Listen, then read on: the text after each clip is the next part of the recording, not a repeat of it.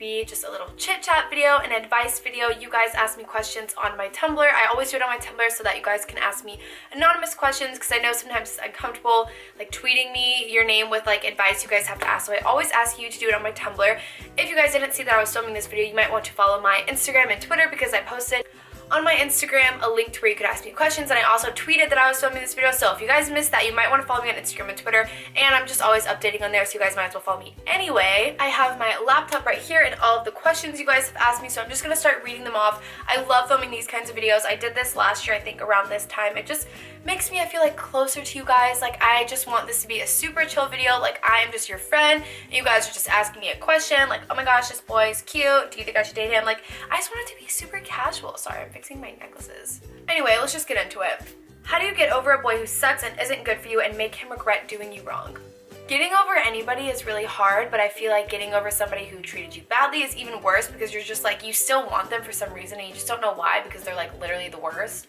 I personally just like to take time to focus on myself. Like, I want them to realize, like, with or without them, like, I am going to do better. Like, I'm going to glow up, I'm going to prosper, I'm still gonna live my life doing every single thing I was already doing with that person, but I'm also gonna do it like 10 times better without them. I portray a person that is still strong and is still doing anything that they can without that person, because I don't want to let that person know that like they hurt me, which that might not be a good way to go about it, but just like for me, that always makes the other person realize like, oh hey, like I know we're not together anymore and I like treated you badly, but like you're still doing good, like why, you know? And like that's kind of like my thought process. So I think my main advice would be focus on yourself, do better, work harder at the things that make you happy, and you will have like an inward happiness that will show outward, and then that person will be like, what the heck, you're like over me and like doing better, like I don't understand.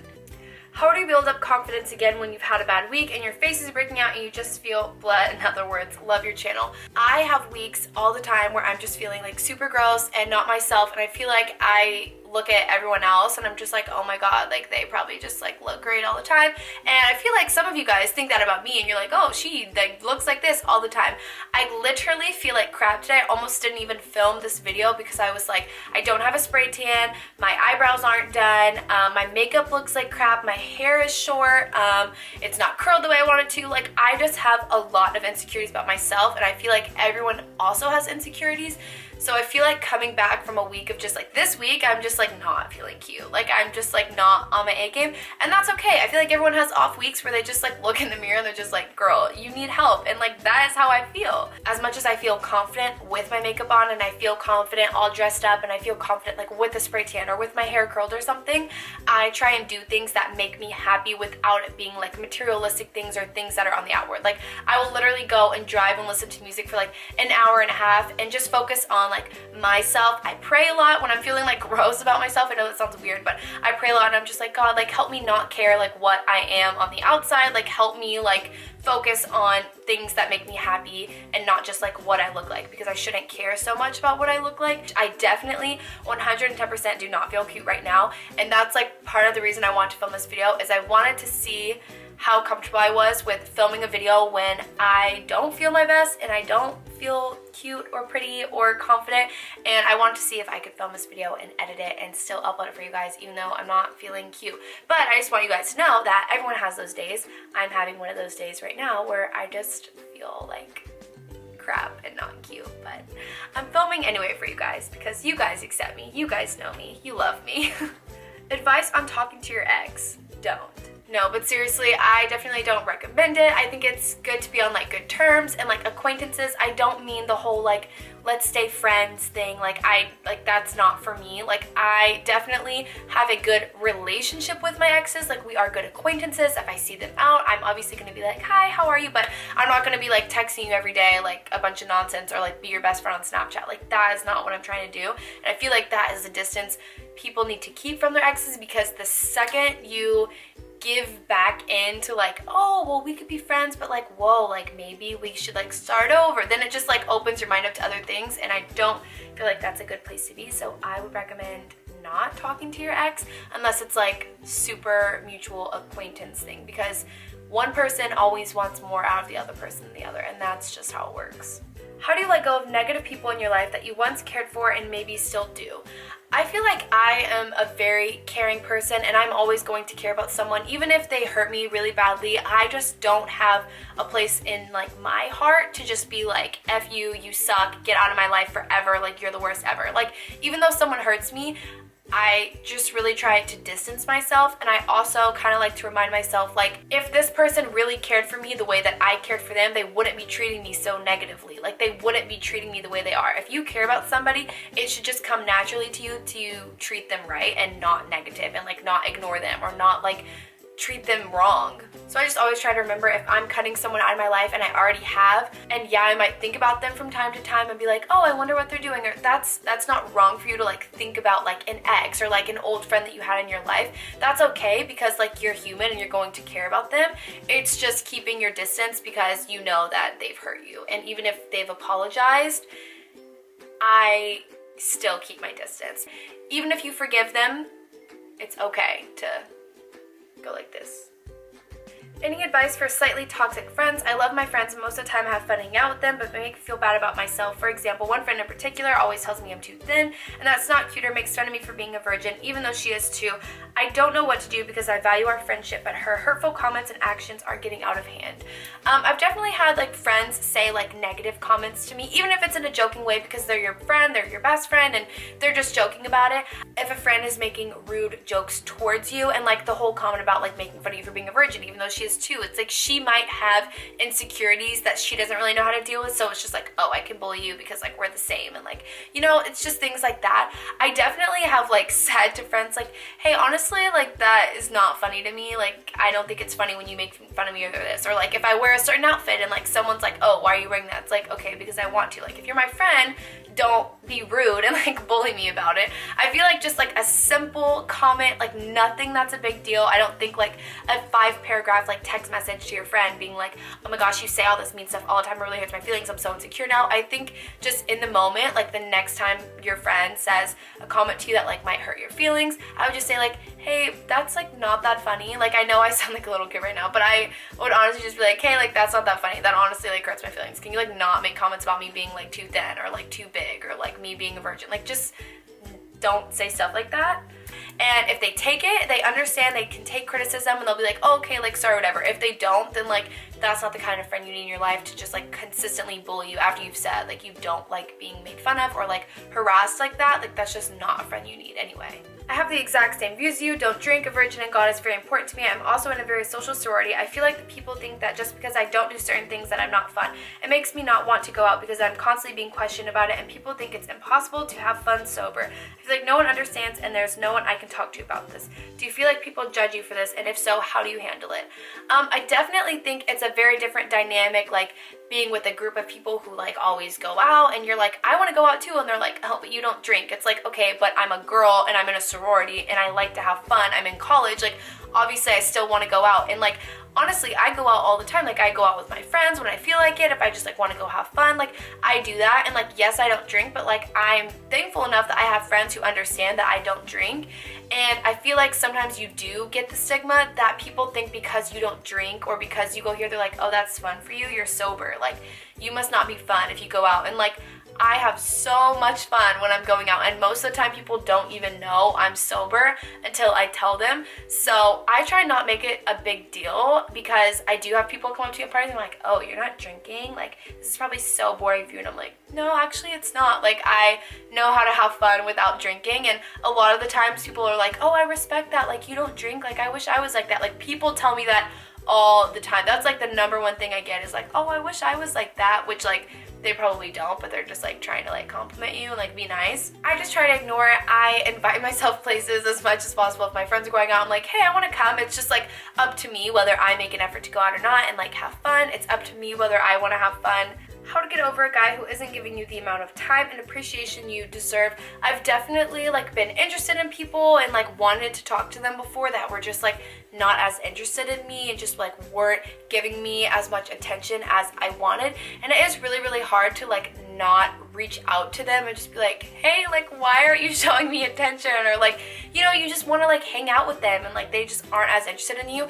You have to realize they're not the only person that you're ever going to like in the world.